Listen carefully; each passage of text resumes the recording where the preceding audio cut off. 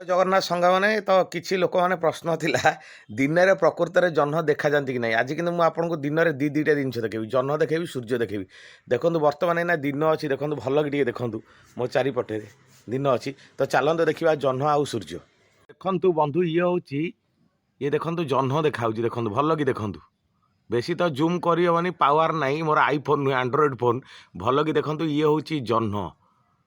ଯେତିକି ଦେଖାହେଉଛି ସେତିକି ଦେଖାଉଛି ଆପଣଙ୍କୁ, ଏବଂ ସାଙ୍ଗେ ସାଙ୍ଗେ ଦେଖନ୍ତୁ ଆପଣଙ୍କୁ ସୂର୍ଯ୍ୟ ଦେଖେଇବି। ସେଇଠି ଦେଖନ୍ତୁ, ସେଇ ଫୋନ୍ ସେମିତି ବୁଲିଲା, ଦେଖନ୍ତୁ ଇଏ ହେଉଛି ସୂର୍ଯ୍ୟ। ହେଇ ଦେଖନ୍ତୁ ଭଲ କି, ଇଏ ହେଉଛି ଆଜ୍ଞା ସୂର୍ଯ୍ୟ।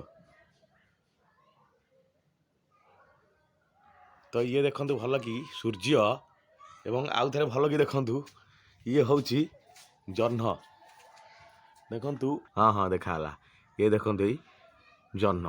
ତ ଜହ୍ନ ସୂର୍ଯ୍ୟ ଦେଖିଲେ, ବର୍ତ୍ତମାନ ଆପଣ ଦେଖିଲେ ତ ଜହ୍ନ ସୂର୍ଯ୍ୟ ପୁରା ଲାଇଭ୍ ପ୍ରୁଫ୍। କିଛି ଲୋକ କୁହନ୍ତି ଦିନରେ ଜହ୍ନ ଦେଖାଯାଏନି, କେବଳ ସୂର୍ଯ୍ୟ ଦେଖାଯାଏ, ରାତିରେ ଜହ୍ନ ଦେଖାଯାଏ, ସୂର୍ଯ୍ୟ ଦେଖାଯାଏ ନାହିଁ।